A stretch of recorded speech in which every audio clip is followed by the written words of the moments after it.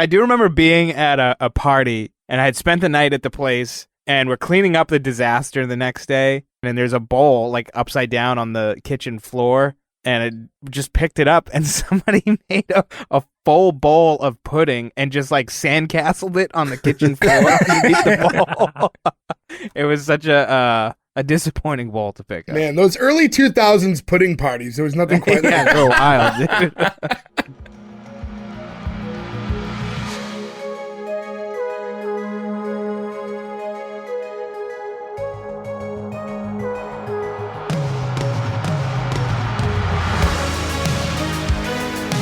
Welcome back, everyone, to S1E1, the show where each week we pick a different sitcom, watch just the first televised episode, and forgetting anything we might know about the future run of that show, rate and decide if it's a show we want to greenlight or cancel. This week we're going to be talking about Welcome Freshmen. Welcome Freshmen went 52 episodes over 4 seasons on Nickelodeon. Today we're talking about episode 1, which is called How We Look, originally airing January 6, 1991. But to get things started, I'm Jay Gags. With me as always, the boys, Gordo, Ferg, Joe, and Nick. What's going on, guys? Heyo. What do you expect? We're over 30. That one hurt, huh? Yeah. Yeah. Well, I will say this episode did give a lot of options for intro quote. I was also a big fan of, "Hey yo, how about some pudding toots?" Which made me laugh really fucking hard. A pudding skin joke will always make you laugh. I don't know what it is about it. Pudding skin, always funny. I've also never seen pudding skin, and I've heard that joke a million times. Because it's more when you cook it on the stove. If you're just buying like packs of pudding, it's never going to happen. But if you're making it on the stove, then that's how that works. I don't think I've ever made pudding at home. That was like the only way to do it for a while. Bought the snack packs or whatever. Before the pudding pops. I thought I was your snack pack. I do remember being at a party when I was probably like 18 or 19, and I had spent the night at the place, and we're cleaning up the disaster the next day. So we're cleaning up the kitchen, and there's a bowl like upside down on the kitchen floor, and I just picked it up, and somebody made a full bowl of pudding and just like sandcastled it on the kitchen floor underneath the bowl. It was such a disappointing bowl to pick up. Man, those early 2000s pudding parties, there was nothing quite like Yeah, that. they were wild, dude. So yeah, Welcome Freshmen. It's Not a sitcom? Yep, not a sitcom. I don't know, man. it's like not quite a sitcom. It's sitcom-ish. In the 3rd season, they changed the format to be straight sitcom, and I think that because all of this is memories from like 1993 or whatever, like I remembered it more of a sitcom, but this is definitely skirting the line. It's sitcom adjacent. Variety show. You could call this a skitcom Yeah. because this was not a They're sitcom. not really skits, though. But they were, though. It was like random, like shit inserted. Did anybody else, and I feel like I mainly got this from the transitions, did anybody else get like, and it's not just because they're also kids in a hall, but did anybody else get kids in a hall vibes? Yes. Yeah. Okay. Because it's not the same kind of show. Part of it, too, is it's very kind of like beach punky, surfy music, and all the music for kids in the Yeah. hall is Yeah. the same way. Is it Shadowy Men on a Shadowy Planet, I think, are the band who does all the music for kids in the hall? Yeah, but like in between each scene or, those transitions, it's like the black and white following someone through the hallway. Like Yeah. it just really reminded me of that. And then if it goes right into a sketch, it's very much like Kids in the Hall. Right, yep. Like if at Yeah. one point they were guarding a gazebo, you'd be like, wait a minute, this is a little too much. So you could say that this is a kid's version of Kids in the Hall. No. Well, I mean, it's kind like of. all that to SNL, like Welcome Freshmen I to don't Kids in think the that Hall. was like intended in that regard. But I just to go back, for those of you listening who aren't familiar with the show, Welcome Freshmen was a sketch sitcom hybrid type show that existed in the early 90s. That's when I think Nickelodeon, like this era though, was when they had a ton of programming that I feel was like the golden age of like their programming, maybe, but that could be because of our age. Yeah, this is pre-Golden Age. Them finding themselves. This is their golden age of non-cartoon stuff. Yeah, but when this is coming out at the same time as Pete and Pete and Oh, this is Hey before. Dude, 91. Yeah, I think you're thinking it's way earlier. Hey Dude, Pete and Pete, Salute Your Shorts, Skate TV, I think was 91. That might have been 90. Yeah, all this stuff's coming out at the same time. So, or within a couple years of each other. And Welcome Freshmen, I think I don't know why specifically, but looking back at it, it doesn't have that long-term nostalgia that these other shows had, the Hey Dudes and Salute Your Shorts.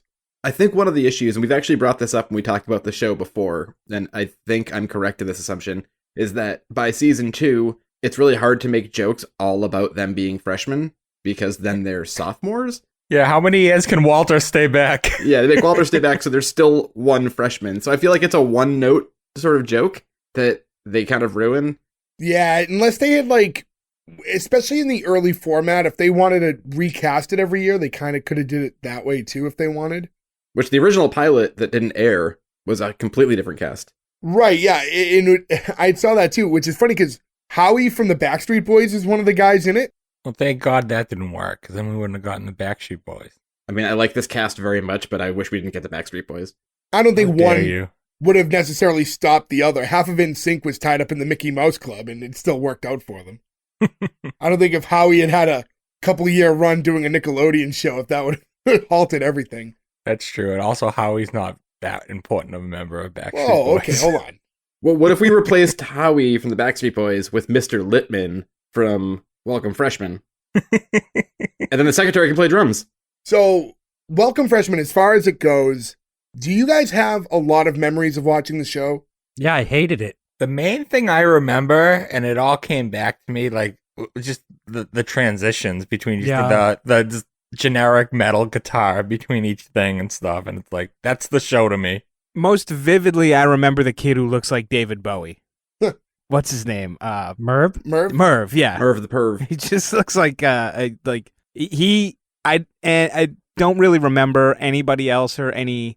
You know who I did remember, and we'll get into it more when he actually shows up, is the principal. He stuck out to me. The principal reading the announcements and doing jokes was like the one vivid thing I remembered. The one thing that flagged my member berries was the Mr. History thing. I was like, oh shit, I remember that. But yeah, it's a show I remember loving the show when it had its original run, but I don't remember anything about it really, other than them all sitting there and how it transitioned through that central spot. That's all I really remember about the show. And did you guys notice that every scene they're wearing different clothes? It's a different day. Yeah, it's a lot of flashbacks, quote unquote. So it's a lot of setup and then get into the bit.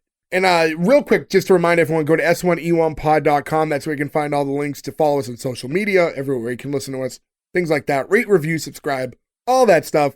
I say it all the time. I usually say it at the end, need to say it more in the beginning. Interact with us, message us. We like talking to you guys. So keep it up. S1E1 pod on Instagram and Twitter. I think we might as well just get into it. And then I guess as we go along, can maybe even tie that into other Nickelodeon shows and stuff like that, and how this show's formatted and how it's a little different from other things we've seen. And I think there's going to be that thing we did. The only other time we did a Nickelodeon show on our show was Hey Dude. And I think there we really try to look at it through the lens of being a child, because that's the audience. Don't forget, we also attempted Pete and Pete. We did the lost episode of Pete and Pete, which is the only episode that we couldn't release because it was so bad. We didn't, not that we got through it all either. It wasn't like there was a full episode in the can. No, we made it about an hour in and we're like, let's all go to bed. This is not working. This isn't working.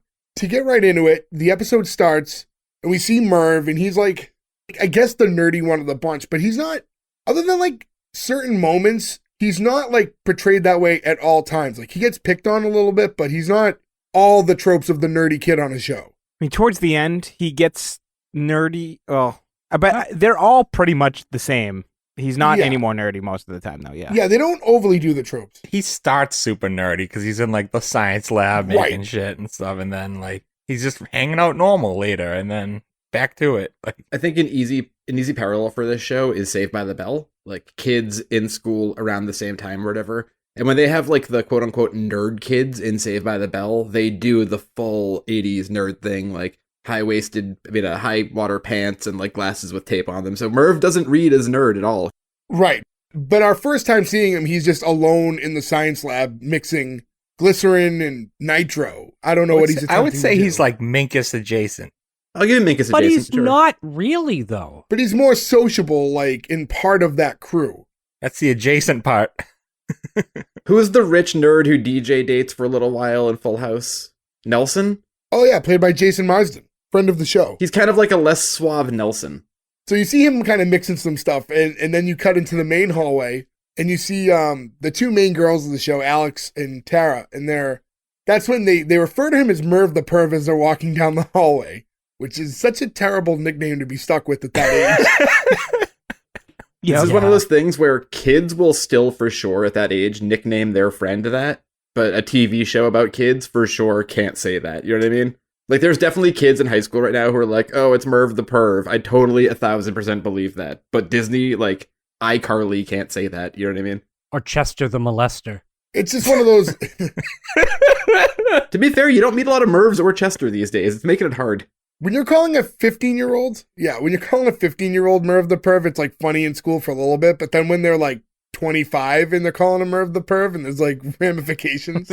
Yeah. Can you not see us though, early 20s at a bar, somebody is hitting on a girl and all the rest walk up like Merv the Perv? We would be jumping out of our skin to ruin people's moments. Well, you know what that reminds me of? I just sent you guys a video the other day, and it was like, there was the kid at Walmart and his friends all started chasing him going, hey, why are you here trying to meet a 15-year-old boy? And they're like acting like it's a news thing. I was dying laughing. And then the kid's just like running like, I'm going to get in trouble for this. Stop it. Like, you're 26 years old. Why are you trying to meet a 15-year-old boy here at Walmart? They ran into poor Chris Hansen, who's now working at that Walmart. And he's like, oh, tides have turned. Yeah, what is Merv short for something, or is it just Merv? Mervin. Mervin? Mervin. Like Merv Griffin. Is that true? Mervin? Yeah, remember in Round Men in Tights? Mervin? That's true. Your name is Mervin? Do you, Mervin? I can say Merv Griffin's real name is Mervin. Yeah. Oh, okay. So- Then yeah, I mean, I've never heard the name Mervin before. I mean, it's Marvin with an E, right? It's just like a different... To be honest, guys, I was making that up. That's really the name, yeah. I didn't know that. That's unfortunate. You didn't need to tell us that. You were right. And so the one time you actually made sense, you blew it up. I respect your honesty. Ferg is the only one. I get double W's. But to go back to the show, the girls talking about him, it's just kind of a transition. They're walking by, and that's just to kind of get you from point A to point B. And then we cut over to these four dudes who are all in the hallway with like their super ripped clothes, which it's an exaggerated thing, but at that time, it was somewhat in style. The ripped jeans was, but like one kid had a shirt that was just a square ripped out of the middle of it, like where the graphic would be was just completely cut out. And they're all comparing the ripped clothes. I've definitely gone to stores before and been buying jeans, and you see a pair of jeans that you liked or like fit well, and then you look and like right above the left pocket is some like fake cut or something, and you're just like, nope, I cannot allow myself to wear jeans with a fake rip in them. I will say this. I found a very comfortable pair of jorts at Old Navy that have rips all through them, and I am rocking them like a badass that I am. Wow. Remember that win you had earlier? Gone. I mean, I'm wearing jorts right now too, but at one point they were pants. That's the only way I can wear jorts. Why are they jorts when they're shorts, but not jants when they're pants? Why is it Kansas and Arkansas and not Arkansas? Shut up. Yeah, that's right. Think about that one. I'll say this about jorts. I haven't worn jorts in 20 years, right? When do they stop being socially acceptable? But I'll say this, as everyone makes fun of jorts, what was so bad about them? Nothing. Stone Cold Steve Austin looked pretty cool in his jean shorts, I will say that. John Cena. They just got a bad rap one day, and it was like out of the blue. Yeah, this very easy thing to match with anything else. Like, I just have these blue jean shorts that will go with every shirt I have. Yeah, I mean, they just, Styles changed. I mean, yeah, the style changed, and jorts were like the spearhead of the change for some reason. It'll come back around. I mean, I don't think I would put on a pair of jean shorts though either. Like, I don't think they look good. Like they did a good job of ruining the image. But it's all because of perception. Yeah, it's just people have made fun of them so relentlessly that that's the only reason people think the way they do now about them. I will wear my jorts and my New Balances. New Balance is different. I like New Balance. Well, I mean, Gordo has never really been one to, Fashion plate.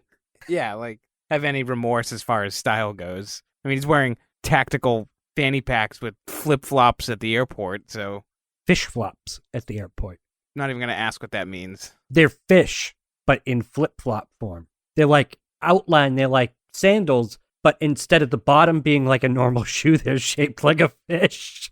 The inventor of those had you in mind when they designed them. They were like, I know the perfect one person for these. The best decision I ever bought. It had you and Florida in mind. It's like, we'll sell one pair of these in the Northeast and thousands in the sunshine of Florida. Would you guys like me to send a picture of my No. fish flops? No, I have a pretty good idea what they look like. So anyways, we cut back to Merv, who's adding something to this, I want to say potion, but it's not a potion. What is it? Formula. Like a concoction. Formula? Sure, yeah. So whatever it is, that last thing that he adds to it causes an explosion. It's nitro and glycerin. Because I was like, is he making nitroglycerin? Trinitrotoluene. Okay. I think that's what it is anyways, and I only remember that because of, was it Richie Rich, the movie? They have Oh, the yeah, sniffer that sniffs it out, and they say the full name, and I think that's what it was, but I don't know. Nick and I definitely almost did this under his basement stairs once when we were like 12 years old with a Yeah, chemistry and then kit. Gordo sprayed me in the neck with a fucking CO2 fire extinguisher. I loved going to your house because of your chemistry set and because of our friendship. But Not stuff we should have been playing with at our age. Oh, God, no. This explosion causes Merv to head out to that main hallway, and he's like staggering in now super tattered up, dirty clothes. And those four guys see him and think that it looks awesome, and they want to make trades with him until he like collapses to the ground. And then one of the guys like, I don't get it. I brushed my teeth. And then we get into the intro. This is the only music credit this guy has, too. He's like a writer and director and producer who's done tons of stuff. And like a ton of shows we've covered, and like, you know, has a long career, but he just like wrote one weird beach punk song, and that was like his music career. well, that's what you do, though. You reach the pinnacle and you step away. Quit while you're Quit ahead. drilling, we've struck oil. Yeah, he was probably like never like a studio musician, but like played for fun and in bands with friends and stuff, and then had an opportunity to write something for a show. Yeah, I don't know. It's just like you look at this first scene, and it's again, it's so tough to watch this as like a 37-year-old man and try to get into this like space of like, okay, but this is for kids. It's not for me. But did any of this land? There wasn't a No. lot going on here, right? I'm okay with it for an intro. Yeah, it's just a quick Yeah. intro. There's not much to it. I will say, though, too, I think a 12-year-old might find this enjoyable still. Like, this doesn't feel like it's out of time or too dated. And I think it's really geared for a little younger than that. I think it's Yeah. kind of that 8 to 10-year-old, and it's really, and then you're seeing high school kids, which seems really cool that they're in high school. My whole thing is that, like, they call him Merv the Perv, and then, like, he's friends with them. Kind of Yeah. confused me on a... Well, we're all very mean to one another. I was going to say the things we've called each other. We're all No, but I didn't get that they were friendly because it's high school. You know what I mean? You wouldn't just call someone Merv the Perv and then be I like... think, yeah, I mean, I think that back then that was a more harmless term. And I think towards the end of the episode, too, there was even a point where Alex says, like, oh, I make fun of you guys because you're my friends. And so it's like, it's kind of addressed. Yeah, I feel like most friend groups, especially like you mentioned, it's like what we've been doing for 30 years to each other. We all rip on each other relentlessly. Yeah, if you have like an established nickname, that's different. But like a Cannoli Joe or something like that. But I always forget that everyone calls me Cannoli Joe. I can't even walk through the North End. They just throw them at me. I like it. I just love the idea of you walking down the street and people hucking cannolis at you. Like the burrito at Nick Cage and Weatherman. That's what happens to me every time I walk through the North End. Now, Joe, being where you're such a established connoisseur of cannoli, Mm. do you have options with your dietary restrictions? I would imagine somebody makes a gluten-free cannoli, but since I hate cannolis, I've never looked into it. But I have bought gluten-free pizzelles. I don't know why you're at this point of your life where you have to try to prove to everyone that you don't like cannolis. It's just like you established yourself for so many years as such an avid cannoli fan. I don't know why now you need to like rebel against it and denounce cannoli love. It's just a weird lane. I'm just trying to be cool to all the people out there who don't like pastry, just like me, you know? Just trying to impress that group. So you don't like any pastry? I like cookies. I like cupcakes sometimes.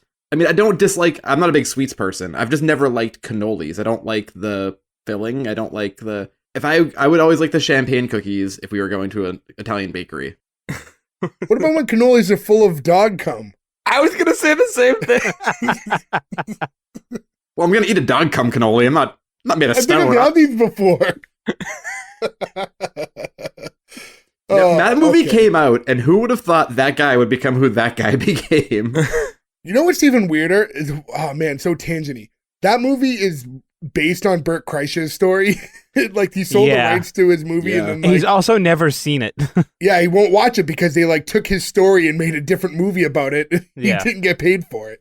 Yeah, because it was like a story in Rolling Stone or something, right? Yeah. Yeah. He was like, his school was like the #1 party school in America, and then like the piece ended up focusing on him because he was like the big party guy at the school, and it like his whole life shifted from that point. But he was just like a kid at school who was like a notorious partier, like 7-year freshman, or not freshman, but 7-year student. I have not seen that movie since it came out. I do not know if I would think that would hold up. I don't know. I mean, as we get older, I mean, how many of those movies do? It was still fun, and I'm a big Ryan Reynolds fan, so. I can guarantee it'll still be funny. I don't think it'll be acceptable, some of the jokes. Yeah, Ryan Reynolds movies especially, he's like kind of rapey in all of the like the early 2000s, late 90s ones. His whole shtick was kind of like rapey 70s Chevy Chase. Yeah, yeah. So to get back into his intro, though, we talked about the guitar riff a little bit, just kind of like fuzzy black and white, kind of almost home movie footage, and you're kind of seeing the whole cast. Not much to it. It's just so 90s. I feel like if you didn't live it, I don't know how you could properly explain it, but it's just so 90s. Yeah. Yeah, I'll give you that. And we find out that today's episode is called How We Look. They have like the narration and the title screen. I believe it was Tara's voice who said it. Tara or Tara? Tara? I think Tara. Tara. Pina Pina. Tara Colada. Is that her name? So now we cut to the 5 kids and they're all sitting in like, is it like the courtyard area of a mall? Is that where they're all Yeah. sitting? I would call it the quad. The quad, like in the mall though, right? No, they're in school. No, they're in it's a school. school. I've always thought they were in the mall. I think it's the mall because there's like a weird directory thing behind them. Yeah, I think they're in the mall, and that's just where they meet up and they talk about stuff. No, they're in school in between classes. It's like when we used to hang out in the courtyard. Yeah, there's like kids walking around with backpacks and shit. You can bring your backpack anywhere. Right, but I don't know. I agree that it makes sense to be in school, but then it looked more like a mall, and then the background stuff. Well, we'll just call it the quad regardless. So they're either in school or the mall. And this is where these 5 people are always kind of hanging out, and the show is always centralized at this set. So we kind of keep getting to like cutaway scenes and sketches, but it always comes back to here. And this is the kind of the one thing that I really did remember about the show was this setup of them always sitting there and talking. This is home base. They're talking about how people only seem to care about how they look, talking about their school, which is Hawthorne High. Yes. Tara looks right into the camera and gives us like short dialogue about how it's not what you look like, but it's more important who you are. And at first I was like, was she supposed to be looking into the camera? I thought it was like a I mistake. thought the same thing. It happens a couple times in the episode, though, so it's definitely... But it throws you off the first time, because you have no idea what the flow of the show's going to be. Yeah, it's like a weird almost way to talk to the audience because it is a younger audience and they're trying to like instill messages to the kids. But then, and we'll talk about it when we get to it later, there are moments where they're doing and saying things that are not good messages for kids. So it's Right, like, I don't yeah. know like what lane they're really going into. The girl Alex rips on Merv for his style, but a couple of the others defend him saying, no, it's kind of cool that he does his own thing and how, you know, everyone else is just trying to look like somebody who they're not. And it goes into, hey, remember when Merv Man showed up after his mom's shopping spree? And they're like, oh man. And then we get into like the first like flashback.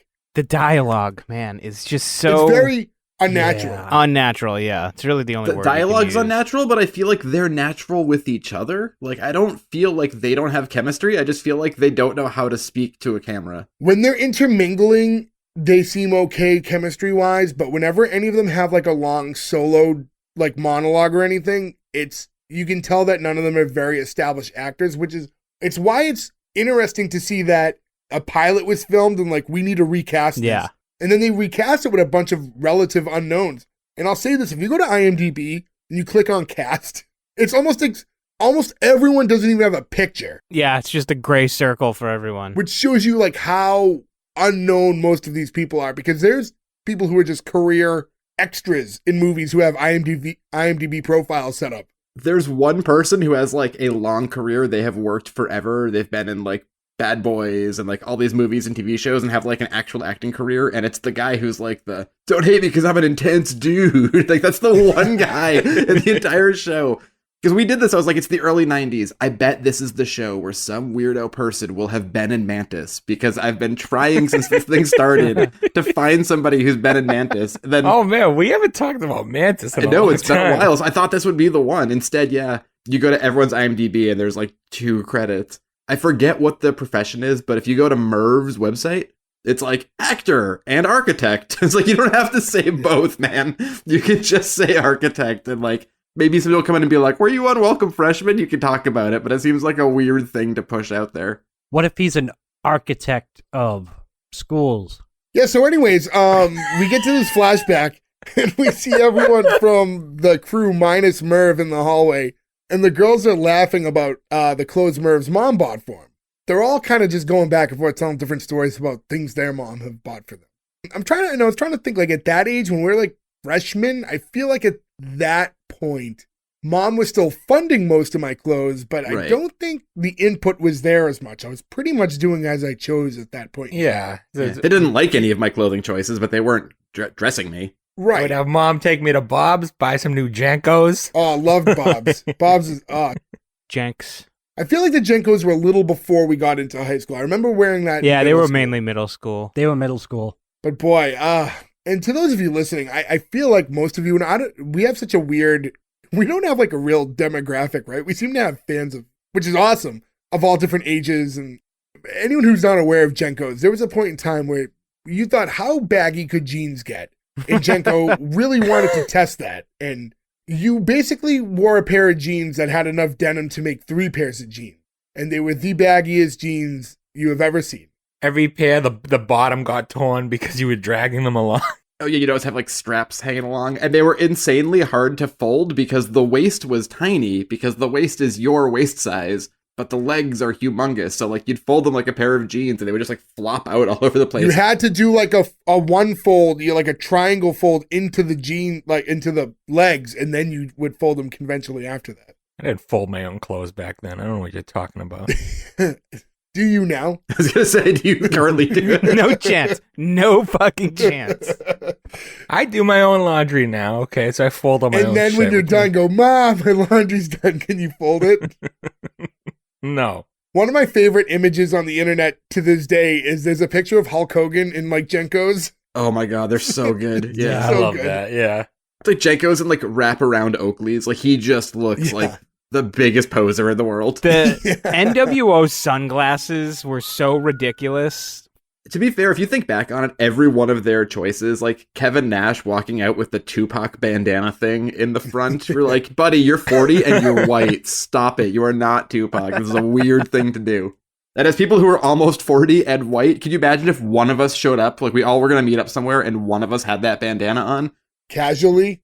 Casually? Like, you wouldn't know what to do. You'd be like, do I say something? Do I have to bring this up, right? Is he pranking me? Everybody's thinking Gordo, right? Like that's what it would have been. No doubt. Yeah, his backwards bandana is fish flops. And if it was Gordo too, it wouldn't be like a bandana with paisley print, like a normal bandana. It would be some insane printed bandana as well. Like some tie-dye fucking It'd be an weasel. American flag one, I think. No. Actually, even better than that, I have the history of presidents, of the greatest moment in presidents' lives. Like I have George Washington chopping down a cherry tree. Andrew Garfield's birth of his first child. Wait, do you have like 44 different bandanas? No. It's all on one bandana. I feel like you can't fit that much on a single bandana. Where did you find that? The garment district. That tracks. I would like to see this, Gordo. I'll find it and I will post a picture of me with the Yeah, you gotta be backwards- wearing it like Kevin Nash. Merv then shows up, dressed like the Grim Reaper. He's trying to hide his outfit. He's dressed like a druid. He looks like Yeah. he's just going to bring the dead body of the Yeah. Undertaker back from the ring. And the girls are all trying to get him to take the robe off and show everyone what he has on, but he doesn't want to. He's not even talking at this point, so it's extra creepy. But as he tries to walk off, they finally rip the robe off him, exposing that he's in a full white sailor suit. with glitter Merv written on his hat. Merv written on the hat. I'll say this: of all the things I was expecting, that was probably the least. A giant sailor costume. He looked good though. I thought he looked okay in it. To casually walk around school in a full sailor suit? Because he's super tall and he's like super skinny, so it like just fit him. Well, he looked like Halloween. It didn't look like he was like, you know what I mean? Like it wasn't. Yes, but it wasn't Halloween. It wasn't Halloween. It was just a normal day at school. How do you? I mean, did his mom also have a gun? Because like, how do you not argue that as a like? Why are you making me wear a sail? I'm not a sailor. Is that stolen valor a little? Would you get in trouble for that now? Be like, oh, were you really a sailor, buddy? No, you could buy that shit at an Army Navy store. Maybe it like cursed him and he's like, Mom, I'm going to wear this every day. And then someday I am going to be a sailor. I'm going to create a submarine. I'm going to go down to see the Titanic. We're taking my friends with me. You mentioned how tall he is, and it's weird from the first scene, maybe because he was like near older kids when he walked up to them. I thought he was a short kid. Me too. And then in this scene, I'm like, did he grow 2 feet? Yeah, he looks very tall in that outfit. Well, even when he had like the, what do you call it, over him, he was very tall. Like the hood over his head, like he was very tall. Would the joke be funnier if the Grim Reaper outfit was the mom's outfit? That would have been funny if he's just dressed up like how his mom would be dressed. Or if he was just naked. They put like the outfit Well, that was- Okay, But he just has a humongous swinging dick with a blur out. Okay, he's a minor. He's 14. That's why he's Merv the Perv. I knew the second Ferg said that Joe was gonna open up, and lo and behold, I apologize. The kids start making fun of him, obviously. I assume you guys got a good chuckle out of, hey, Merv, which way to the poop deck? I Yeah, kinda I did, yeah. legitimately laughed. No semen jokes though. No. Probably not. That was in the cut when his dick was swinging. He's the Stop semen it. joke. So they're picking on him until these Stop it. 2 girls walk up and they're like defending him. And they walk off when he's got like one on each arm. This is a stolen valor. When they ask him what his name is, he refers to himself as Sailor Merv at that point. I don't know if you caught that. He lies to 2 girls with using stolen valor to get laid. That's why he's Merv the Perv. Yeah. And after seeing that, Kevin reaches for this button up he has when they were talking about the stuff their mom bought. And he has like this like button up regular shirt. Nothing crazy to it. It's just like a plaid shirt. It's not an embarrassing shirt at all. No. But he grabs it and goes to put it on, assuming that that's how you get girls now. You just have to wear whatever weird shit your mom buys you. Well, I mean, I'm sure his mom would think that he looks very nice. But I didn't like the dialogue of him going, "Whoa, if this is how you get it, mom clothes, what you gonna do?" Blah blah blah. Like I wish they just show, don't tell, have him put it on, and have you figure out that that's why he did it because he wants to get girls too. Like, Yeah, I mean, I understand they're writing for children, so sometimes you can't be. children aren't that stupid though. No, I think you're right. They could have got away with it on that one. So we get a transition, and then we find out that the next scene, I guess, is called homeroom announcements. I think it's weird that they did it here because they didn't do it again.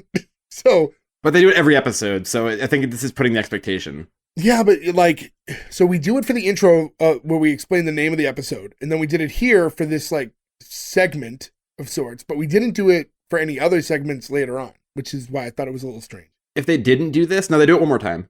For the documentary thing? Yeah, they do like the clip saying where there are. It's my notes. When we get to it, I'll remember it. But Well, anyways, we hear the principal or vice principal, as we find out, making the morning announcements. And he's making fun of the freshman volleyball team who just lost. Again, making their record on the season 0-20. So then Kevin asks Tara if she thinks old Chrome Dome, which I feel like is a very 90s way to make fun of a bald man, Yep. doesn't like freshmen. And she says, as an administrator, she's sure that his personal feelings would have nothing to do with how he treats them, which is not really what he asked, but okay.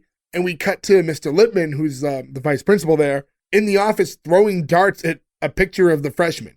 Did anybody else confuse this actor with somebody else? Because I was positive that this was, what's his name? Robert Picardo. Does anybody know who that is? No. I can bring it back to Star Trek. He was the doctor in Star Trek Voyager. Hold on. I can actually show you. Hold on. Oh, James Luke Picardo.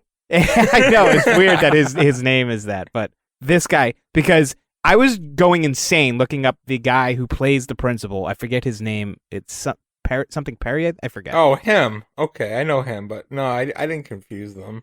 This guy.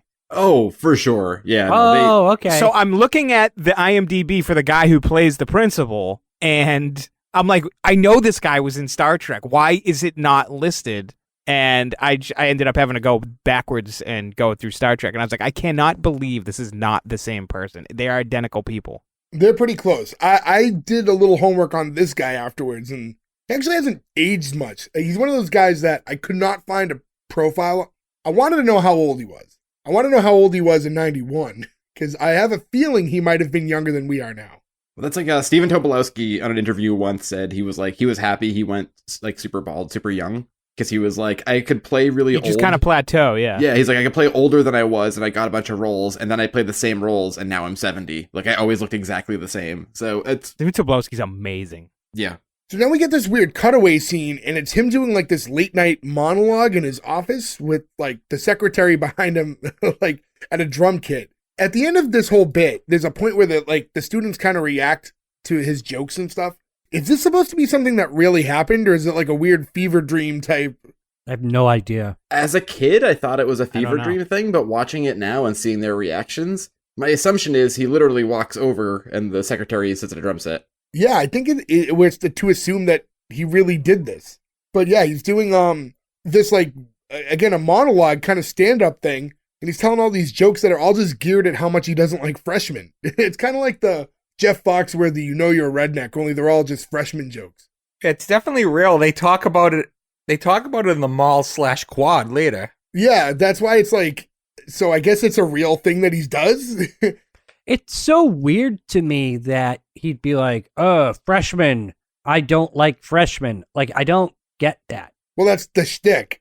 This is that weird time, though, where anybody who was a teacher on a show had just the most contempt for children imaginable. It's like, you were in the wrong job, sir. Yeah. Like, I mean, and it even brings me to, like, the Family Guy where it's, was it Adam West was like, I'm going to show them it's not okay to be a freshman gig. Like, I just don't get it. I just don't get it. Freshman walks up to me and says, you got a match? I say, yeah, my dog's rump in your face. But then he does the dice clay ows, which I love. Why did the freshman go to the bathroom? Because the teacher told him he needed a number 2 pencil. Gordo, thoughts on that one? Gordo, because poop, number 2. I got it. I don't know, man. Did you? Because you would usually laugh at a joke like that. Do you even like poop?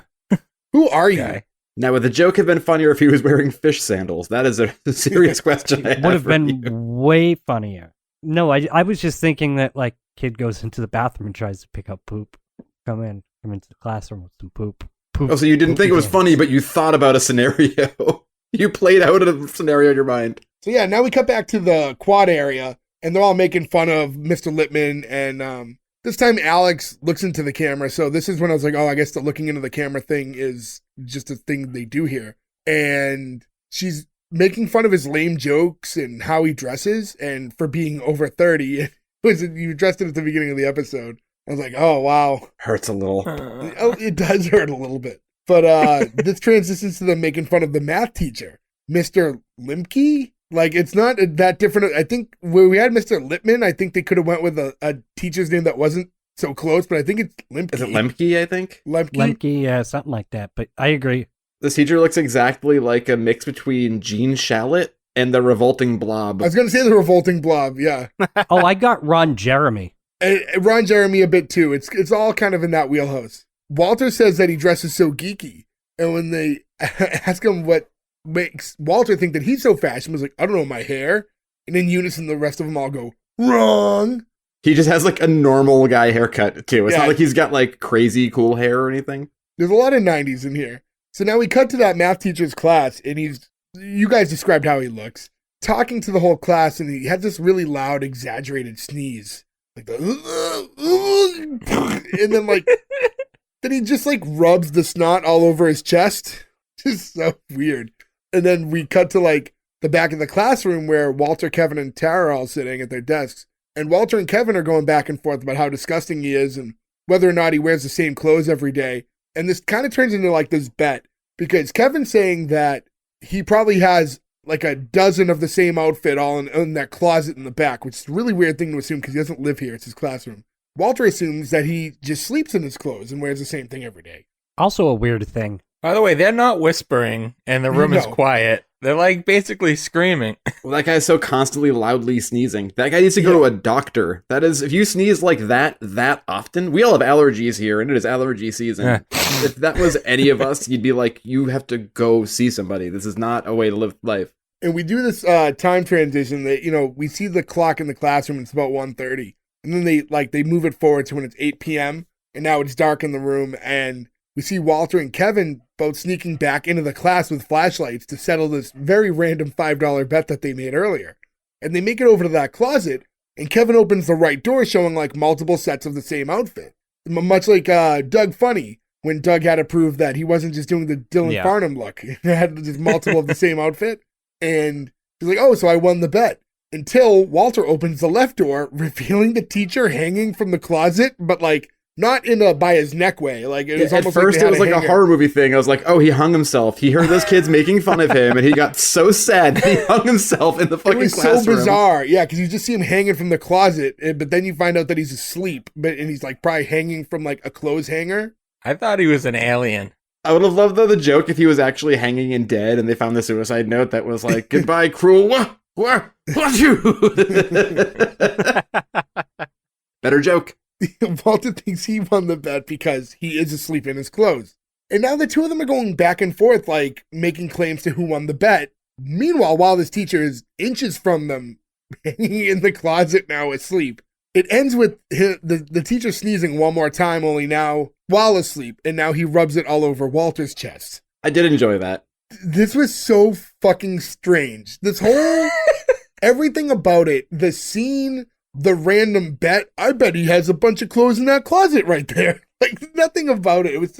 That's what this whole experience was an acid trip. Like, there's no rhyme, reason, formula, nothing. It's just like, it's like you let these kids write this show. Well, there's moments in the show where you could tell they're trying to teach kids lessons, right?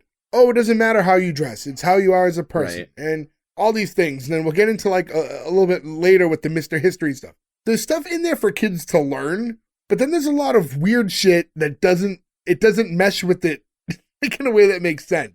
It's almost like you can't say that on television mixed with a sitcom. Like they like took the role from that Nickelodeon show. And I don't want to make excuses for the show, but there's something about just saying it was the 90s that makes most of it make sense in a way. You know what I mean? Like it fit that era that it wouldn't work now, but in the scope of back then, nothing about this seems that weird knowing when it aired. It's almost like a Family Guy in a way that like the transitions cut. I wouldn't say that because not as random, not as like they transition, but it's really just to set up odd, funny, quick visuals. Where this is like it set up a story and then bring you to it, and set up a story, almost kind of in a way how the original like Seinfeld was set up, where it was it's like set up the comedy to show you the instance that happened after.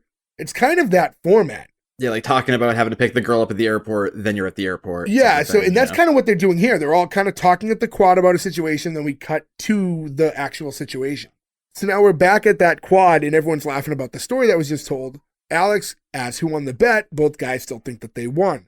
And then while sitting there, the two girls start sharing a bottle of moisturizer, a very large bottle of moisturizer that it's not really meant for outdoor use. It's like the kind you would keep in your bathroom because it's way too big.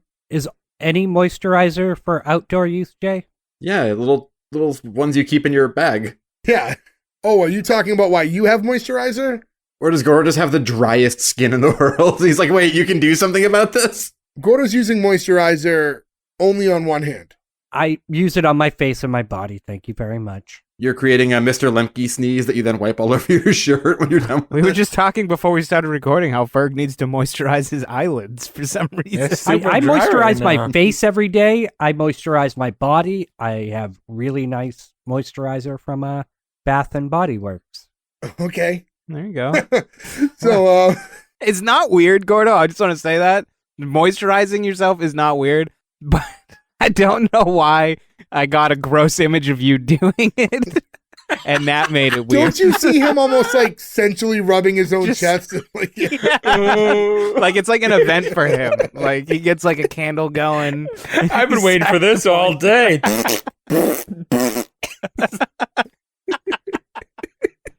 It would be Gordo's too. It would be the biggest bottle, and it could be full, but no matter what, it would make the noise when you're trying to get the last bit of the bottle out. It's like a weird anomaly that only happens to Gordo. So anyways, Merv wants to see this bottle of moisturizer, and he notices that the formula is ancient Egyptian. And Walter is like, so did like Cleopatra use that same formula to like moisturize her skin? And then we hear this like narrator over everything going, not exactly, Walter. And all the kids like, oh no, not again. It's Mr. History. And as soon as that happened, like I said, like this was like the one thing that really flagged my like, oh my God, I remember that. He goes on to explain like Egyptian preservation, and it cuts to him and he's like kind of dressed up like in like a safari outfit. Is he like a pith helmet on, I think? As he's continuing to lay out the scene, originally it's all black behind him. It kind of fades into like a classroom setting, and we see the scene that we're going to get into. And it's weird because it's like a class reenactment, but it's meant to be from that time. So, but they're in the school and it's all the same kids from throughout the episode. They're learning about like mummification, and it's weird. Like it's supposed to be from back then, but it's clearly not. Like I don't know how to like quite. Yeah, it's confusing. Yeah. They're just basically playing dress up. Yes, but I feel like it was meant to be from back then, but it isn't. I don't know. Yeah, it's hard to explain. The best part of this scene to me that I actually, one of the biggest laughs I got of this entire show is when the kids go to raise their hands. They don't raise their hands. They do the Bengals walk like an Egyptian dance where they like put their arms back. Yeah. I fucking howled when the kids started doing that. I was like, I'm pretty sure this is racist, but this is super funny also, and I can't not laugh at it. So Walter's the person like laying down who's being mummified, and as he's learning about the process, he keeps like realizing that the person in his spot is supposed to be dead. So it's like, wait a minute. It kept like coming up. And I don't know, I feel like this was another time where they're injecting actual things in here for kids to learn. Like they're half trying to be educational in this show because they're telling you actual stuff about the mummification process.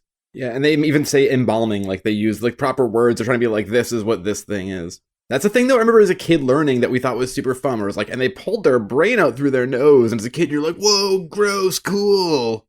Brain boogers. Brain boogers. I liked that when Walter wanted to get out of it, or whoever he's supposed to be in the situation, the teacher shows him his report card, which was all hieroglyphics. This is the second show we've done in a month that had a hieroglyphics joke. Oh man, when the Pharaoh sees this, I might as well be dead. So corny. It was random. And again, I feel like they were trying to like inject like some actual information in these things for kids to learn. How many ancient Egyptian jokes can you really make? Probably plenty, but I don't know how many within the context of the sketch. Or a bunch that you probably couldn't make in a kid's show. Right. Like what? Well, if you made like building the pyramid jokes or something. Are you asking Joe on the spot to make an inappropriate joke about the Egyptians? Like he has a bunch on hand? I mean, it would obviously be a slave joke. That would be the joke they would do, because Egyptian slaves built the pyramids. Oh, okay. Aliens built the pyramids. Alien slaves built the pyramids. After that scene, we have this weird infomercial for Alex's mega hair system. It was just very random. They should have popped this in later because it was 2 skits in a row and it threw me off. It was just so random, and there was no setup to this one. And it was just like this mini infomercial where Alex is just talking about random hair products that she makes, like hair gel and hair goo and hair spritz. And they do the Kelly LeBrock Pantene, like, don't hate me because I'm beautiful thing that was like really big when we were kids. And then there's some skateboarder who looked like a caveman who like rolled up, and he's doing like the typical like Valley Boy kind of surfer idiot voice. Keith Hudson is his name. That's the one guy who... That's the one guy who's in a bunch of stuff? He's been a bunch of stuff. And his title on there, his character on the show was Mega Hair Dude. When you said, I thought you meant the biker when he did all this stuff. Yeah, me too. Oh, Johnny? Yeah. No, Mega Hair Dude. Mega Hair Dude went on to do big things. So yeah, that was a thing that happened on the show, was this. And then we transition with the... Do you think that this is because the girls didn't really get a sketch yet? No, because you could just write a better sketch for them. Like, they decided to format it this way. They probably should have done this immediately after the moisturizer conversation. But they wanted to do the Mr. History thing. They wanted to get into all of that. Or even if it was before the moisturizer. I feel like a lot of these things are recurring, though, and this is a commercial parody like SNL does. So I don't know if this is something, because I didn't watch episode 2 of this, and I haven't seen it in a long time, but I wonder if they do a commercial parody in every episode as well. Yeah, and then... from there we get kind of another, like, not a sketch per se, but a really short scene where it was time for another butt-stomping gym class with that lovable lunatic, Coach Roach. You definitely can't have a kids show now where you have somebody you call a lovable lunatic and tell him he's going to do butt stomping. Like, that is so far past where we are now. And it's weird. There's not a lot to this. It's basically just the coach is like, we're going to play dodgeball only with bowling balls. It's the kids are trying to, like, create reasons why they shouldn't do that. It's a fun premise, though. Without just the whole we'll die, which is, I think, a good enough reason. Yeah, I think it's a valid point. He's like, all right, well, I think I can think of some good, clean fun for you guys instead. And then they're just all cleaning his car. Child labor. Did you see that his license plate was like X, the letter X, and then exercise. Just funny because he's not a fit man. No. Yeah, right. He No. says exercise, but he's not in great shape. Well, he does have a bumper sticker that says butt kicker on board and one that says I eat Freshmen for breakfast. What do these people have against freshmen? Well, that exactly, Nick. I don't know. Yeah, like that. I just don't understand the freshman. It's supposed to be that's the mentality of freshmen, that everybody's against them. It's not. I think it's just like being satirized. Okay, yeah, I guess that would make sense actually. Now we cut back to the courtyard again, or that quad, and the girls are laughing at the boys for having to do that whole thing because apparently this was a gym class that was boys only. If you guys had noticed. Yeah, I did notice that. And they start talking about how, like, basically inhuman Coach Roach is. And Tara defends the coach, so they all start accusing her of liking him. Coach I have here Johnny, was it joking about Tara fucking Coach Roach? Weird was my note about this scene. I'm sorry, that's the most realistic part of the show. Is we would totally be making. Oh, for sure. I'll tell you, at this moment, I thought it was going to go somewhere weird. I thought she was going to, like, say something, like, positive about him, like, in a way that would refer to the fact that she did like him. So I'm glad that they didn't. Like, he might be out of shape, but he has a huge dick. Like, whoa, Tara, that's weird. In Joe's version of Welcome Freshman, by the way, everyone just has a huge Yeah, it just dick. goes right to big dicks Every for some time. It's just a reason. giant dick on everybody. Perfect Coach Roach just playing sword fights. Hanging dong. They didn't have those, like, trough-style urinals because of all the fucking big dicks at Hawthorne High. Something on the water out in Hawthorne, man. Basically, Alex defends her and says, hey, listen, like, she's not into Coach Roach. There's a guy that we do like. And, they start reminiscing about the situation. Cut to another flashback. And now you see everybody in the cafeteria. And Kevin and Merv notice, like, the crowd of girls off to the side surrounding someone, which could only be one person, Johnny. Johnny is like a Fonzie Andrew Dice Clay type. Yeah, this is like the second Dice Clay reference. And I don't know why, but to me, the funniest line of the whole episode was just that one girl going, "Can I get you more pudding, Johnny?" Like, it was, because it's like this whole, like, bad boy image, but just something about asking a guy, like, "You want me to get you more pudding?" It's just not, there's nothing tough about that in any stretch of the imagination. That's a hard food to eat on a motorcycle, too. Yeah, because, by the way, Johnny is just sitting on a motorcycle in the middle of the cafeteria. That he drove into the school. Which, that's like a trope, though. I think that might happen in an episode of California Dreams. Ferg, you would know. You're a big fan of that show. Is that like a James Dean thing? Did James Dean ever drive a motorcycle? Into Never high school? motorcycle. But, yeah, Johnny's not a fan of the skin on top of the pudding, which we were talking about that stuff earlier. And then he rides the motorcycle out of the cafeteria. And then the boys don't understand what Johnny has that they don't. Alex says everything. It's like, yeah, like a prison record. Tara's like, he might have a prison record, but prisoners can be rehabilitated. And it was like, this is a weird Yeah, it's weird. lane again, because we're, like, trying to teach kids about the Egyptians and the importance of, like, being yourself. And then it's also, you should date prisoners because they can be okay sometimes. It's like a weird, Hey man, every girl wants a bad boy. what are you teaching these kids? Well, I mean, technically, Well, yeah, no, people can be rehabilitated and be fine in society, but it's just a weird lane to go into with these little girls justifying why they like this dude who's riding a motorcycle around the cafeteria. thank you for reading my mind, by the way, Jay, because I all I said was technically, I knew where you were and then I going. drew a blank. You just stopped talking. Alex says that, like, what girl would want to date guys like them when there's Johnnies out there that exist? And Kevin's like, who wants to be like Johnny? And then Walter rides in on his bicycle, but, like, with a leather jacket and sunglasses on. He's also got one of those, like, Ace Captain airplane scarves. Yeah. And his bicycle has a motorcycle front light on it. Yes. And he also has a tail. A very large one. Like, even for a motorcycle. He's like, hey, how about some pudding, toots? The girl just like pie faces him with some. And then he's like, hey, I'm about to jump 3 tables with this bike. As he goes to make the jump, apparently he just goes completely airborne. You don't see the actual jump. And the vice principal opens the door asking if he'd heard that motorcycle in there again. And while he's looking in, you get the kind of camera perspective, like from overhead of the vice principal kind of closing in on him to signify that like Walter and his bike are about to crash in on him. He just goes like, Mommy.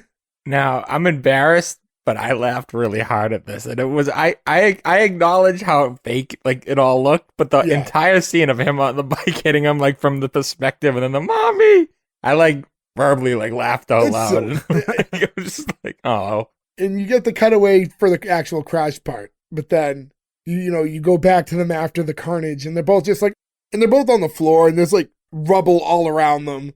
I don't know. Again, Lippman now he pie faces Walter with some pudding. It was, I don't know. It's all random sketches. At the end of the day, there's not a lot of like story building here. You just kind of like, you meet the characters and here's some weird situations they keep going. But it's fun. It's like, it is fun. It's just dumb and fun. None of those guys wearing motorcycle helmets, though. I think that's bad. If you try to teach kids stuff, maybe put a motorcycle helmet on one of those kids. Maybe this show was set in New Hampshire. Like Maine, too. Oh, really? No helmet laws there as well? Yeah, it's terrifying. I don't like it. No, it was set in the 90s where there's no helmet laws, period. Yeah, there just aren't any rules, no seatbelts. So now we're back in the quad area, and Merv tells the group about how he heard Lippman wants to institute a new dress code policy so that everybody dresses alike in the school. And Tara starts explaining, like, the point of a dress code is so people don't spend time or money, like, trying to outdo one another, which there is validity to that. That's kind of like why that exists, but just weird for her to just come out and defend it, I guess, at that point. But I don't know if this is also meant to be educational again. Yeah, like, was this maybe trying to explain to people who were mad that they had to wear a dress? Like, if you go to, like, if you're a younger kid, right, because it's like 8-year-olds appeal to this. If you have to wear a uniform at your school and you see this, it's like a way for kids to explain to you why you have to. Right. Yeah, I don't know. It's weird. No, because at the same time, they're explaining why it fucking sucks. So. It's also true. They're like, yeah, that's why they do it. And it blows. Like, I'll pick a lane. I don't know. I mean, we all went to school together, so we never had to wear uniforms. That was always something the idea of it, like, I dreaded. And when we were leaving middle school and before high school, like, there was a moment where, like, my parents at least had me apply to, like, the private school at the town next door.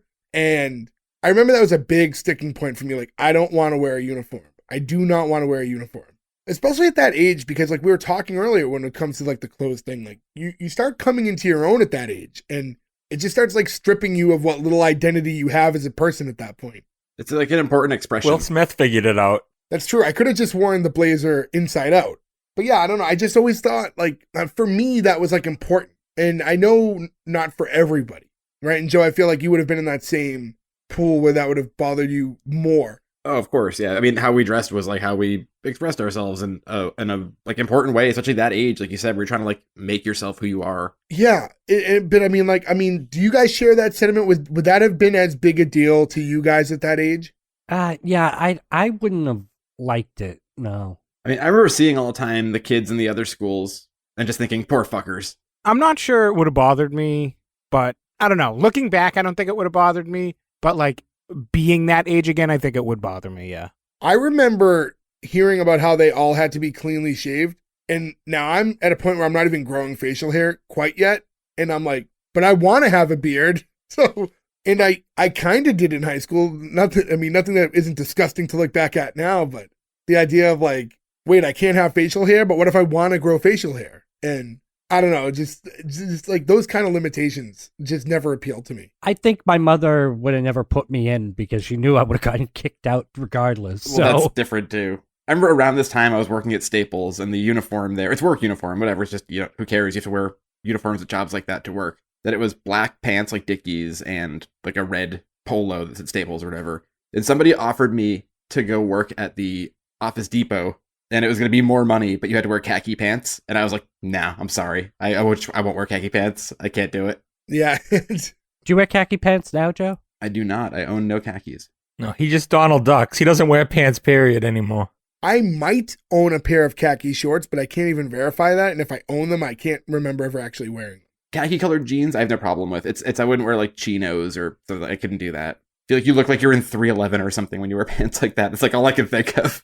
So now, as they go on and talk about it, Kevin says how it's like forced conformity, which I thought was kind of a smart line for him to say at that point. I feel like that's more of a representation of whoever the writer was, right? Like the writer was probably more of that mindset. It doesn't sound like the words of a 14-year-old kid. Well, actually, maybe, because I feel like we would have said that as I said out loud. Yeah. That's like not a big enough word that it's like not out of the realm of knowing. Yeah. So now Merv now looks into the camera and says that it's time for some hard-hitting investigative journalism. They start talking about, oh, it must be time for another Mervumentary. And they all start singing the Flight of the Valkyries song, and it cuts to said Mervumentary. Why is that a thing? Like, that they all know? It just must be a thing he does. We're all big fans of Apocalypse Now, maybe? This is why they call him a nerd. Yeah. Well, when he goes into the bathroom, that's why they call him a perv. Okay. My problem is the Flight of the Valkyries song. I mean, you know that's public domain. That's why they used it. And Right. the show is very cheaply done. But that's not like a news song. That's not like a documentary theme or anything. So you'd think they'd pick something a little more newsy.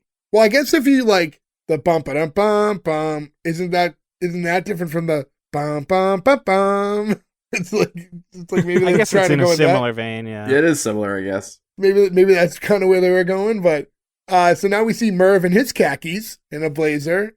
He would have gladly worked at Office Max. He has a microphone and he's doing like the news report thing and talking about the situation. And Walter walks up wearing the proposed dress code. And like Merv sidebars with him. He's like, "You look ridiculous. What are you doing?" And it's like, that like this was the point. But wasn't he supposed to wear what the proposed outfit was? So like, why was Merv like, "You look so ridiculous right now"? Probably because he's an idiot. Because it didn't fit him. Yeah, I mean, it was definitely ill-fitting on purpose, I guess. He looked like he was wearing, like, an adult's costume. There's also a weird line where he's talking about how like they have to jump through hoops like trained seals, and he like pulls out a hula hoop and Walter just jumps through it. But good for him, he does his own stunts. That is true. And now we cut to like a further on part of this investigative report. We still have Merv talking to the microphone, only now Walter's walking up in a grass skirt with like lace around his neck. And this is all to protest the dress code. And we follow him through like a day where he's going to protest in school dressed this way. And we see him in the outfit grabbing like lunch in the cafeteria. And Lippman stops him, but only because he grabbed 2 milks instead of 1. And then Merv puts the mic like in front of Lippman's face and he's accusing him of discrimination against guys in grass skirts. But it wasn't even until he said that he noticed that Walter was in a grass skirt. And that's when he's like, "Oh, what are you doing? You look like an idiot." And when Walter tells him that he's protesting the dress code, Lippman's like, "Oh, I guess then you really are an idiot because that dress code was rejected weeks ago." And tells him to go put that extra milk away. If he doesn't, he'll be hula dancing back to detention. Why were we force-fed milk? Yeah. I don't understand it. As kids? Yeah. Ferg, Well, I get it, because when you're a kid, it's calcium. It's supposed to be like to help you grow. Yeah. You don't drink milk, you get bad ankles like Jay.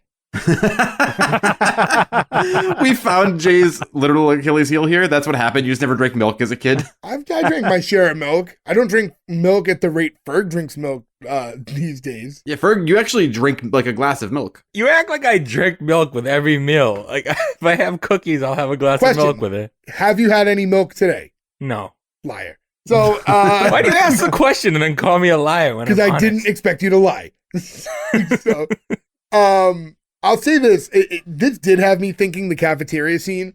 Wasn't there something about a carton of milk that hit different? Like drinking milk from a carton in school, I feel like was just like a different thing than drinking a glass of milk as an adult. I always hated it because I feel like I could taste the fucking carton. It always grossed me out. Back then, like in my house, we always did the like 1% milks and stuff, and I didn't know the difference. It was just my mom going, "Here's some milk." I went to school, all of a sudden this is whole milk, which I never had before. And I'm like, why does the milk fucking taste different here? And then as I started getting the skim milk, which tasted more like at home. I hate whole milk.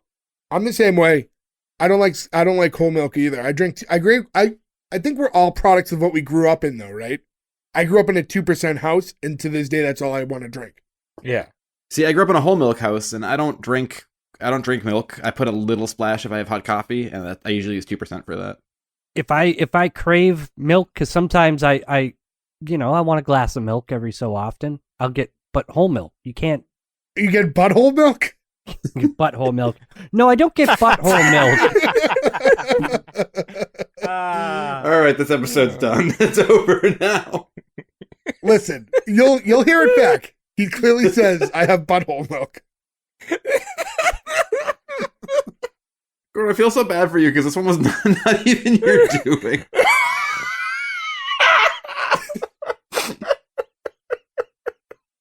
Just remember this, Gordo. The next time Jay harps on us for, going off the rails, he's the one who brought up butthole milk just now. I know. Gordon clearly said, you'll hear it back. Gordon I literally said, bleh. I didn't say butthole milk. Stop injecting what you want to hear. You'll hear it back. You'll hear it back. Now, all I can think of is there like a dairy where some poor person's last name is like Butt? It's like butt 2% milk, butt whole milk, like that would be their whole thing. You just call me butt dad? It makes you butt son. Say butt! Speaking of the 90s. Yeah, so anyways, that pretty much closed out that scene. And now in the new scene, we see Alex is giving Tara a makeover in the makeup room of the theater department. And Tara has concerns about what's in the makeup, like animal tested and stuff like that. Alex says not to worry and then removes the cap from her Tara's head to reveal her hair, which is basically a big multicolored mess. And from there, we cut to the school dance, and Tara walks in with the cap on her head. What's that called? Like a turban? Is it a turban? It wasn't quite like a turban. But it was kind of in that same... It is, like, it's in that realm. And she's claimed to be from Kathmandu later. I can't remember what it was called, but, so forgive me.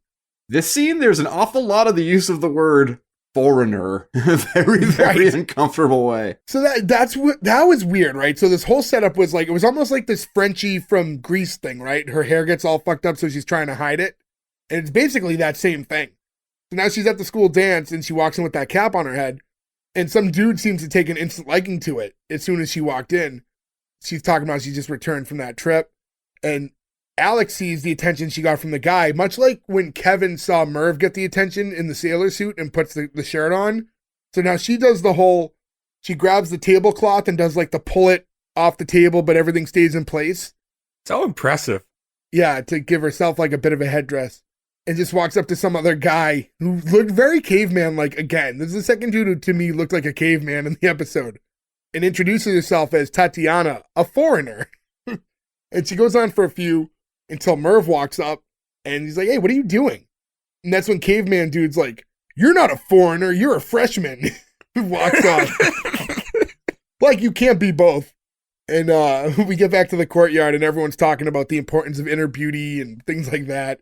I forget what Alex says here, but there was a moment where if you were watching, she's kind of talking about like, oh, like, I think it was kind of in the vein of like how like we're all friends, and she's supposed to like put her arms around them, but like doesn't fully commit and just kind of awkwardly puts her hands near them and then like shies away after. It's very uncomfortable if you guys caught it.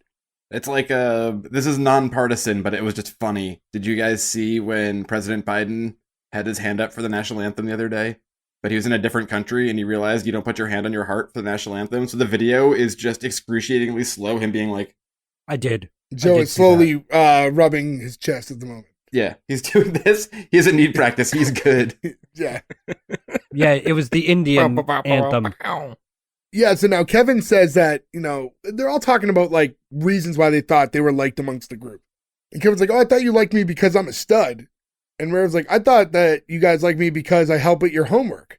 And Walter's like, well, what do you guys like me for? And Kevin's like, because you keep the flies away from the pizza. And he's like, it makes no sense. And he thinks it's the funniest thing he's ever said.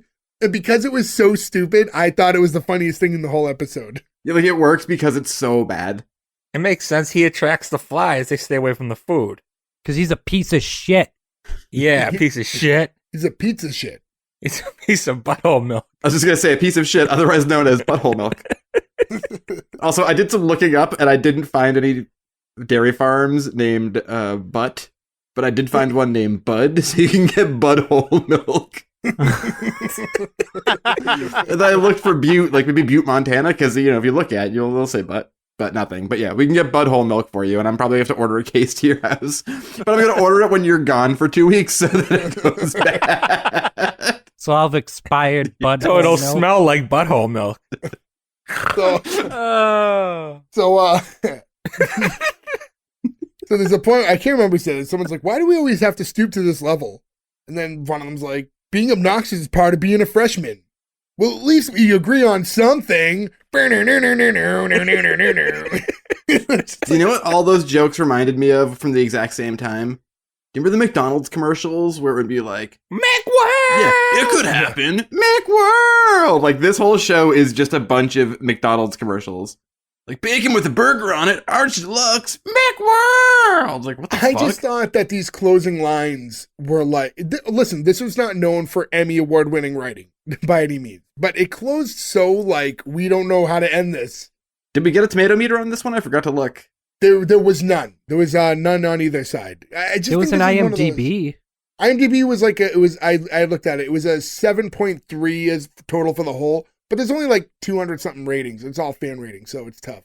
It's one of those things where, like I said, this isn't Hey Dude. This isn't Salute Your Shorts. This doesn't get a lot of re-airing, if any. It's very difficult to find these episodes anywhere now. The nostalgia for this show died out quicker than its counterparts of that era. It just wasn't. It was just lesser than a lot of those shows, I think. So it just didn't last as long.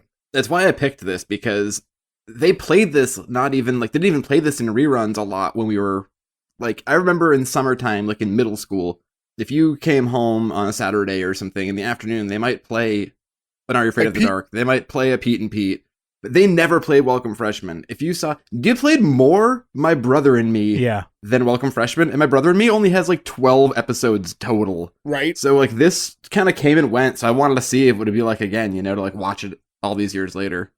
No, for sure. And that was one of those. I remember liking the show as a kid, but then remembered very little about it other than them just sitting in that quad. That's like really it. So it was really interesting to be able to go back and watch this show 30 plus years later. One thing that was interesting about this too was the runtime was really long. It was like 25 minutes, which means Yes. like I just like seeing those sort of things as like analytics, right? Like I'm sure if you take a modern Nickelodeon show, it's probably 21 or so because the rest are all commercials. And in a time when there were so many good toys in the early 90s, you'd think that you could like fill up so much space on Nickelodeon with like G.I. Joe and wrestling figures and Street Sharks and like all this stuff commercials, but they only gave it 5 minutes, which seems strange to me. You know, it's funny. This was running the same time as Doug, which also had a character with the last name Lipman. They had Chap Lipman. Ah, get like chapped lips. It's not that common of a name, and they used it on 2 different shows. I wonder if somebody was named that they knew, Yeah, it could have been someone in the offices or Yeah. whatever. who told bad jokes. Definitely interesting to see the show. I kind of wish, for comparison purposes, I'd like to watch the first episode of season 3 to see how it Yeah. looks in standard sitcom format. I know some of the cast changes by then. 3 is what I remember more than the variety show that we watched. Yeah, I today. think like Merv and Tara both leave, and they add some new people, if I remember correctly, reading it. Is the oldest brother from Home Improvement on here? No, I don't Nobody's believe from so. anything in this. I mean, this is also at the exact same time as Home Improvement was on. Yeah, again, like I said earlier, if you look at the IMDb and you look at the cast, it's a bunch of just profiles with no photos. It's just, and that's not a slight to anyone on the show. It's just most of them did not further their acting career past this. I'm actually surprised. I was mentioning to you guys earlier in our chat that Walter reminded me a lot of Corey Haim. And, he was like huge then. So you'd think, he'd have a better career. And Walter was the one that like they kind of made him like the focal point, especially later on. He's the one who kept staying back to keep Freshmen as part of the show, and so he stuck around the longest. But yeah, it's just I don't know. Yeah, who knows where life takes you after these opportunities? Sometimes. Do you think that's a better idea, keeping a main cast member as a freshman, or doing like Saved by the Bell and doing like Welcome Freshmen, the new class, and let's have a whole bunch of new kids? Like every year. They could have just imagine if it ended up only being 4 seasons. They could have did Welcome Sophomore, Welcome Junior, Welcome Senior, and just ended the show. I wish they kind of did that though, because then you can have the other cast members still in it, but now they're not freshmen, right? So now they can pick on them. Like, we know what it's like to be freshmen, you nerds, or whatever, right? Like, you have them come in. Also, just real quick update. This isn't available anywhere. It's not on Paramount Plus, which has a lot of the old Nickelodeon stuff. And it's weird. I think it's another one of those shows, too. It was never on DVD. But if you go to Asuka the Disc Dog, you can buy a bootleg of it on Blu-ray of the whole series. So I'm going to see if my credit card gets compromised when I buy that. And I'll let you know how season 3 is. Yeah, that's a site I would definitely want to give all my credit card information to. Pay with like something secure. So you might be able to get something back. Get one of those prepaid MasterCards and use those. I'm just going to send them Use your cash. PayPal. I'm going to send them $100. Be like, can you please send my change back with my Blu-ray? It's weird. I'm looking at it now, too. It looks like, for the production, as far as it went, it was like a Nickelodeon Studios production, Universal Studios Orlando. So, like, they should have all the same licensing that the other shows have. So they should have the availability to air it. I mean, who knows? But I'd like to check to see all of the stuff. I don't know if Hey Dude's on there. I don't know if or Slit Your Shorts is on there. I know Are You Afraid of the Dark is on there, but I'll have to check. yeah, it's weird. One thing to mention, did you guys notice in the top corner that it was hashtag the splat? Does that bring any member Yeah, so berries the up? version, so what you're referring to the version we watched, right? Which isn't obviously, Yes. there'd be hashtag nothing in 1991, but yeah, I think the splat was like a Nickelodeon side channel thing or. It was a teen Nick nighttime show that ran up into, I want to say it only ran from like 2014 to 2016. I did some reading up on it recently. I just forget the exact dates. So this was played fairly recently on terrestrial TV. Right, yeah. Like in the past 10 years, yeah. Interesting. Also remember, Joe, that 2014 was 9 years ago. Sure, I just didn't expect. I mean, to be fair, in the era of hashtag, it wasn't like back then. It would have been like hit the pound sign. Like this is new enough that we knew what hashtag. If you told me that this aired in 2000, I went, oh, so it had a somewhat modern run because like this, we just thought this died in the early 90s. So Don't forget they had like the resurgence of stuff. Like they had Nickelodeon Games of Sports where they played like Legends of the Hidden Temple and like Guts and stuff, and that was way after they were canceled. I loved that channel when that existed. I couldn't Yeah. believe when they reformatted it. Yeah, I could have sworn that they got a good amount of viewing. all of those channels are great, and then they go away, and it's super sad. VH1 Classic was one that I loved, where it was just like, we're just gonna play 80s music videos all day, every day. It was like, I could just leave this on while I'm doing stuff around the house and be super stoked. There's an MTV Classic that pretty much does the same thing now. It's just Do they just old. play videos now? Because every time I try to watch anything on MTV, it's Deer Dick or whatever his name is. That's like a weird like at work thing. So for a Stupid long time Deer at work, Dick. that would just be what was on the TV all the time because just too many different people. So just play old music videos, and that usually works. That's like putting on like the Frank FM or like the Mix radio station, where it's like, this is not offensive to anybody. You'll need to get on the This Old House train.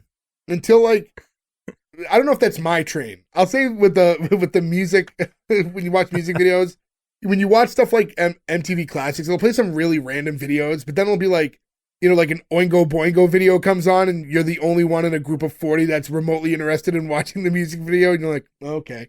That would make me very excited. Yeah, I'd be very excited. But yeah, I think we've kind of talked at pretty good length about this episode. We definitely just talked for an hour and a half about Welcome Freshmen in the year of our Lord 2023. We might as well get into the green light or cancel. I'm going to go in the order I see you guys in. So, Gordo, starting with you. Cancel.